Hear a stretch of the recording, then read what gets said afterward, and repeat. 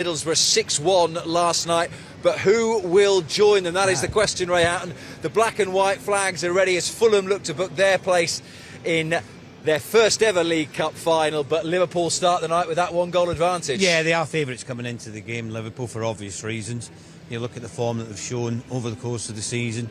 It's only one game they haven't scored in, against Manchester United. It just shows you when they're going forward, there's a real belief that they can get the goals required. First goal tonight's huge, Rob. Simple as that. If Fulham get it, there won't be a chance. They're believing that it might be their night.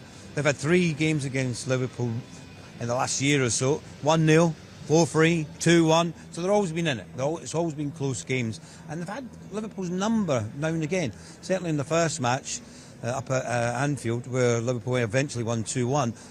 Williams scored, made it 1-0. Fulham were on top, had 2 or 3 half chances which they could have converted, didn't, and that allowed Liverpool back into it. The manager made the substitutes, Darwin coming on, Cody coming on, and then that just changed the dynamics of the match, and Liverpool went on to get that 2-1 lead to take in tonight's game. And actually that's what you'd say about both fixtures at Anfield between Liverpool and Fulham this season, that Marco Silva's team have given it a go both times. So it's not like tonight is going to be any sort of massive diversion from that for them. They're not a very defensive team who are going to suddenly have to come out their box tonight. They surprised me in the home up at Anfield, because I thought they would sit back a little bit. I looked at the formation, it was a 4-2-3-1, so I thought predominantly they would sit a little bit deeper, you know, make sure the full-back stay in positions and not go and attack Liverpool. It was anything but that. I mean, their attitude was go and put pressure on Liverpool high up the pitch, win the ball back in good areas. You know, you had William down the left-hand side, Robinson, the left full-back, he got forward to good effect. And they looked a strong side, you know, and they got some good chances. But Liverpool being Liverpool, the wear teams down, they've got this belief within them at the moment that they can score at any time in the game. First minute, 90th minute, there were players coming off the bench who've been involved, was it 31 goals this season? You know, scoring and assisting. Phenomenal. And that's the depth of the squad that Liverpool have got, maybe more so what Fulham have got in their group of players. So it'll be interesting to see the first 20 minutes and the dynamics of it. And I was also going to say players in their squad who have seen and navigated their way through the big days, whether they be in club colours or the likes of Alexis Mac Allister, who's played in a World Cup final. Yeah, look, listen, this club, Liverpool Football Club, has been brought up in getting to major finals, winning trophies. It's what they're about. And managers, when they finish their career, they want to look back and say, there you go, that's what I brought you. That was the difference that I made at your football club. And that's what Jurgen will be looking at. Listen, I've listened to Jurgen in his interviews going into matches, and he's been very respectful of the opposition, respectful of the manager who he's up against, because he knows the job that they have to do. Fulham aren't like a lot of clubs in the top sides in the Premier League. They haven't got money to go out and spend on players, so they have to do it with good coaching and making sure all the players know exactly the job that's required from them. And they've done that. At times, you know, they've had some really good wins. At other times, they've underperformed. I expect them to be really at Liverpool from the first whistle tonight, because as far as they're concerned, this is absolutely monumental. They beat Liverpool tonight to get to their first ever League Cup final will be huge, because the record, and I looked it up, the record against Liverpool in the League Cup is very, very poor. I think I played in the first one back in 1983 when we played Liverpool here and we drew, and eventually on the third game Liverpool beat us 1-0 with Graham Souness getting the winning goal in extra time. That just shows you how close the matches were, and I think it'll be close again tonight. We shall see. West London and the Cottage, the venue this evening. North London and Wembley, the ambition for both of these clubs. Back with Team News shortly. Thank you very much. Our first visit down to Craven Cottage, smallest pitch in the Premier League. Craven Cottage, I can't even say it. Can't even say it. I couldn't say it either. Timmy, you know it's cold when Ray Houghton's got his leather gloves on. Listen, the lads there talking about Wembley, and when you get to this stage, there's such a nervous anticipation, isn't you? You're so close. They've got one foot in that final, and still a big job to do tonight, those two. I think there's a nervous anticipation from the fans, but I don't think there will be from the players, because I think they're calm in the way that they're playing, the confidence that they've got at the moment. I think there's a belief in the way that they're playing. I think there's a calmness when they go a goal down, that there's a belief they know how to get back into games. So I don't think they'll be nervous as such. I think it'll be excitement, but I don't think there'll be a nervousness about that. It was the first leg, of course, 14 days ago tonight. Let's just remind us of how that game panned out. I mean, it was a tale that has been fairly familiar this season, Gary, in terms of fall behind, keep a cool head and it eventually turn the game round. Yeah, it's a scruffy goal to lose. I think, the ball bouncing about and then a couple of little challenges that could have been made that weren't, and then Willian just tucks it away, and then it gives Liverpool obviously a little bit to do. But you always kind of felt that Liverpool would get back into the game. Inspired substitution, I think, in the end, Gakpo and Darwin, Nunez coming on, and they had a crazy little spell, Liverpool, didn't they, where they just absolutely bombarded Fulham, and they got their just rewards, and you can see there the relief. And then this was like, what, 2 minutes afterwards, I think, or something, maybe even just a minute afterwards. And 2-1, it's a good scoreline. It could have been more, but it could have been a lot worse as well, because Fulham did have a couple of opportunities on counter-attack that, had they taken them, Liverpool would have found themselves in a little bit deeper water than maybe what they were. Yeah, Gary mentioned there the subs, which has been a big story this season. When you look at goal involvements, 30 goal involvements from substitutes off the bench this season, 15 goals, 15 assists, and it feels like that is a big difference, that the depth of the squad this campaign. Yeah, I think also as well, players knowing the role within the team, understanding that when you do come on the pitch, you're not the days of myself and Gary playing where if you didn't play, you were dropped. It's not that anymore. It's just your levels are probably below what are needed to play, so you're going to sit on the bench and you'll have an impact for 20-30 minutes. So the difference in your mindset, going into a game is, okay, I'm going to have an impact on this game. I can come off the bench. And more often than not, the players are sat there now looking, seeing the opportunities, where they can pick up sort of good positions on the pitch, where the weaknesses are of the oppositions. And because they're coming on at full pelt, they've got the ability to change a game. Don't get me wrong, I think the changes have been brilliant. But you look at what they've got this year, you've got 5 forwards. I know Salah's away at the moment, but you can rotate. And they're all playing the part at different points. If a player drops in form, more often than not, the player who's stepped onto the pitch has performed at a great level. So the changes have been very positive. And it's so satisfying as well, as Stephen said, when Mohamed Salah is not available to be called upon, that the goals are still coming. Well, when you look at our record without Mohamed Salah, it's pretty good. I don't think we've been beat. I think it's something like 11 games or something like that. So, without Mohamed Salah, What's all the fuss about? We seem to get the job done. I think what we have got is we've got players that can come off the bench and make an impact in the game, and that's what you want from substitutes. Stephen touched on it there. But when you have 5 players, the likes of Gravenberch back even as well, coming on as a midfield player, he's a danger, he's a threat going forward, he can score goals. Gakpo coming on can score goals. And I've always said that if you've got people at the top end of the pitch that can make an impact like they do, then you've always got a chance, you're always in the game. It's very interesting that though, isn't it? Like when you say Gravenberch there, when he comes on the pitch, that difference in a midfielder now who runs beyond opens a game up completely, and it becomes more difficult for oppositions then. More often than not, when you go like for like up front, from a defender's point of view, you go, well, I know who I'm dealing with here. But suddenly if you get a runner running beyond and he starts to pull the defence in different positions, that becomes very difficult. So I think that's a difference as well, where you have got the midfielder making an impact coming on. I think as well, what we talked about at the beginning of the season, I remember doing a programme with Jan Molby at the beginning of the season, saying they're going to outscore teams. But what they have done, they outscored teams, but defensively, they've been very sound as well. OK, well, let's see who the boss has gone for tonight. Then time to head back down to Craven Cottage. Rob has got the Liverpool team news. Rob. Becky, thank you very much indeed. Liverpool re-established their 4-point lead at the top, a 5-point lead rather, at the top of the Premier League on Sunday. And Jurgen Klopp makes 4 changes from the side that scored 4 against Bournemouth, 1 in each part of the pitch. Kevin Kelleher replaces Alisson, Jarell Quansah in for Ibrahima Konate, Ryan Gravenberch for Curtis Jones, and Cody Gakpo up front instead of Diogo Jota. So the Liverpool team in full. Kevin Kelleher now one of just 2 Liverpool players who started every single Carabao Cup game this year. It's a back 4 comprising the man of the match in the first leg, Conor Bradley, alongside Virgil van Dijk and Jarell Quansah, with Joe Gomez continuing at left back. A midfield 3 of Gravenberch, Alexis Mac Allister, who really excelled in that game against Bournemouth on Sunday, and Harvey Elliott, once off Fulham, the only other Liverpool player to have started in each and every round so far.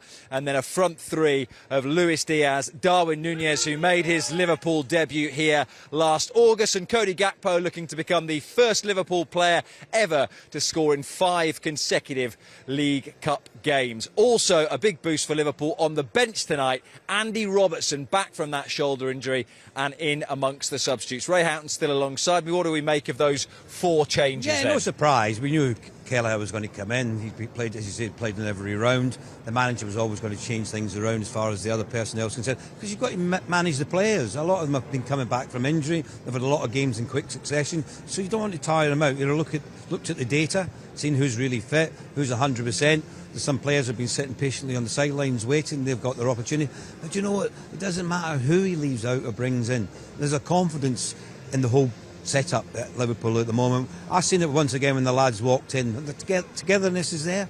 They all want each other to do well. That camaraderie, which is usually important for between now and the rest of the season, that everyone's on the same page when it comes to the decisions the manager makes as far as personnel is concerned. And I expect the 11 that goes out there will perform to a very good level. And when you talk about managing the players, that was the interesting points actually. Diogo Jota, who excelled, 2 more goals for him on Sunday. But speaking to Jurgen Klopp after the FA Cup win over Arsenal, he is one that I think is very wary of overplaying. Yeah, and don't forget, you know, in the first game against Fulham, when we got ourselves back into the game, he was the one that was pressing. He won the initial ball, which led to the first goal for Curtis Jones with his deflected shot. And that's what Jota gives you, high energy, gets around the pitch. You know, he's always on the shoulder of the last defender, eye for a goal, good in the air. But you've just got to manage him. You've got to manage him as best you can. And that's what the manager's doing at the moment. Leaves them out. In comes Cody Gakpo. He gets his opportunity now. Cody's a different type. You want to come short and get involved in the build-up play. But then that leaves the space for the others, for Nunez to get in, for Diaz to get in. And Gravenberch will be interesting to see how he gets on, because I've got to say I've been really impressed with Curtis Jones recently. I think he's managing his game much better. He's doing things a lot quicker. But it's his energy getting up and down in that midfield area, and Ryan's going to have to do that as well in this match. And just finally a word on Jarell Quansah, who despite his inexperience has rarely looked ruffled. Maybe a wobbly first half at Arsenal in the cup game, but other than that, pretty good so far. Yeah, I wouldn't even go that far. I think he's done really well for a young lad coming in, you know, to take on the mantle playing alongside Virgil van Dijk. I think he's done that remarkably well. He doesn't look out of place at all in the starting 11. Very assured in possession of the ball, good over the ground, you know, he's got good recovery. But the way that Liverpool play, and it might not be so much when Connor's playing rather than Trent, the right-sided centre-half has to cover the right back. And that's if Quansah's on that side of the pitch, which you think he would be, because Virgil, more often than not, plays on the left-hand side of the 2 centre-backs, so he'll be on the right-hand side. He's got to cover that side of the pitch as well, so that's got to be uppermost in his mind when he's playing in the game. But just do what he's been doing recently, which he's been commanding, you know, very assured in possession of the ball. Players will be there, give him the ball and just play from that area of the field. He'll be fine. Ray, thank you very much. That is the group of players then that Jurgen Klopp has entrusted to book them a place at Wembley. We'll be back with details of the Fulham team very shortly. Thank you very much, lads. So 4 changes then, Gary. As expected, in comes Quavian Kelleher, but Jarell Quansah, Ryan Gravenberch and Cody Gakpo as well. Your thoughts? Well, Konate went over in his ankle, I think, didn't he, like towards the end of the game in Bournemouth, so you possibly think that that's maybe just bothered him ever so slightly. Again, a little bit similar with Curtis Jones. He obviously came off what looked as if it was maybe like a calf or a hamstring or something like that. Obviously not too serious, because I think he is on the bench, isn't he? Yeah. So I think understandable that there was going to be changes. But like Ray said, you know, like there's so many times that we've been able to change the side, and it's not really taken anything away from the starting 11 and the performance. So yeah, I don't have any worries with Quansah coming in alongside Virgil van Dijk. I think we've seen enough of him in recent games and big games as well. And this is a big game, but he's handled every situation that has been thrown at him quite comfortably. He certainly has. Close to what you were expecting tonight, Steve? Do you know what? I never know with Jurgen in competitions like this, because I think he's one of those who's very loyal to the players who've played within the competition. And you're talking about going to Wembley and trying to win a cup competition, but he trusts the players to do it, the players who've been brought in, the youngsters, and I think that's testament to their performances, but also the manager's belief in the players.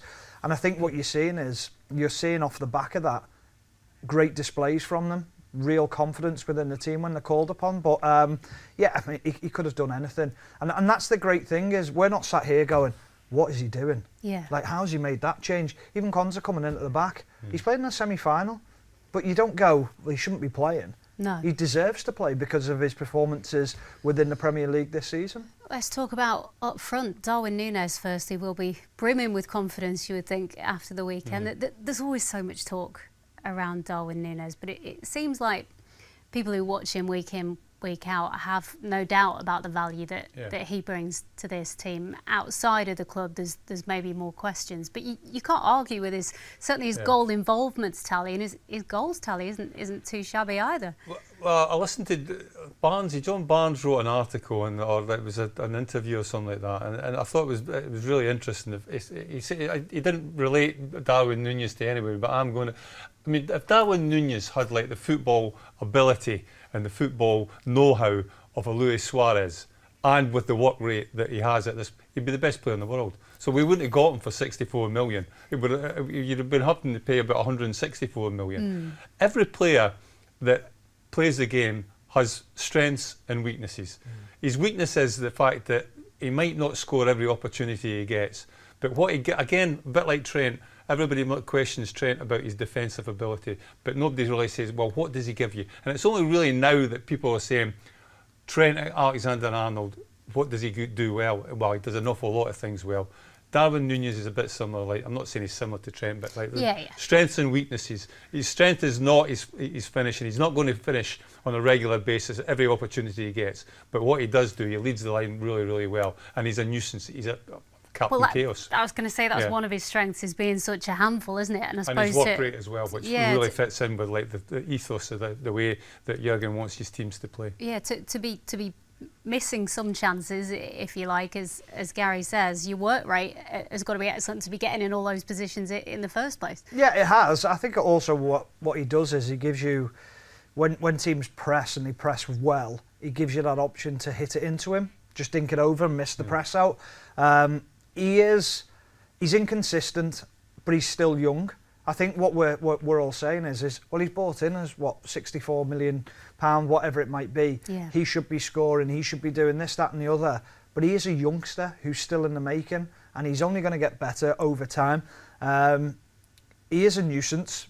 My only argument with that is that anyone should be a nuisance when they're playing in that position and be tough to play against. The only thing I struggle with, well, not struggle with, but when I watch him is his inconsistency of sometimes he plays better out on the left, sometimes he plays better through the middle, and it's like, does it depend on who the player is he's going up against? And what I mean by this is, so against Bournemouth, I thought he was really poor in the first half because he knew he couldn't get the beating of Aarons down the line, so he's thinking, I can't take him on for pace. And all of a sudden he's thinking, what do I do? Yeah. So they move into the middle in the second half, and suddenly then he plays a different type of game and it suits him and his confidence starts to build again. And it's like, well, you've got to work out how to play in both positions and be confident that you can do it. If you can't beat someone with pace, well, you might have to do something different and play a little bit of a different way. So that's my only thing. But when I go back to that, that's the point of being young again and inexperienced. So that'll come in time. Yeah, he's still only 24, Darwin Nunez, so arguably the best years ahead of him. It was Nunez and Jota, understandably, Gary, got the headlines on Sunday, but a word for Alexis Mac Allister as well, who was outstanding in that game. Did well, played really well. I'm beginning to like him as a number 6, I have to say. I think from what I've seen so far, his performances in that position have been better than the performances in a 10 or an 8 position. Not that we've seen him there on too many occasions, but I think he has more influence in the game when he plays in the number 6 position. And when you look at his performance at the weekend against Bournemouth, people rave about his passing ability and his vision and his awareness and his technical ability, but nobody really mentions the amount of tackles he makes. He made an awful lot of interceptions, he made an awful lot of tackles as well. And I was really impressed with him at the weekend. He's fresh after coming off a little layoff as well. Maybe that's helped him a little bit. But he's got a big role to play for Liverpool, wherever it's at, if it's number 6 position or in like a slightly forward position. But certainly this season, he's got a massive role to play. Well, he's got a big role to play tonight. He starts Alexis Mac Allister. Time now, though, to say goodbye to those of you watching us on social media. If you would like to stay with us, though, on Matchday Live, you can find details right now of how to subscribe to LFC TV and LFC TV Go online, liverpoolfc.com/watch. And if you're sticking with us, then we've got full audio commentary available for you from 8 o'clock. Then at 10 o'clock, we've got the Matchday reaction to the game, which hopefully, fingers crossed, will have us celebrating another trip to Wembley later on. Then we've got the full match replay too. That will be available for you on LFC TV and Go as well. And Inside will be on our Facebook and YouTube channels as of tomorrow. Time for us to take a break now. Plenty more coming up though as Liverpool travel to Fulham. The two teams have previously met in 5 League Cup ties. Liverpool have progressed every single time. Hopefully the same again tonight, eh? We are back very soon.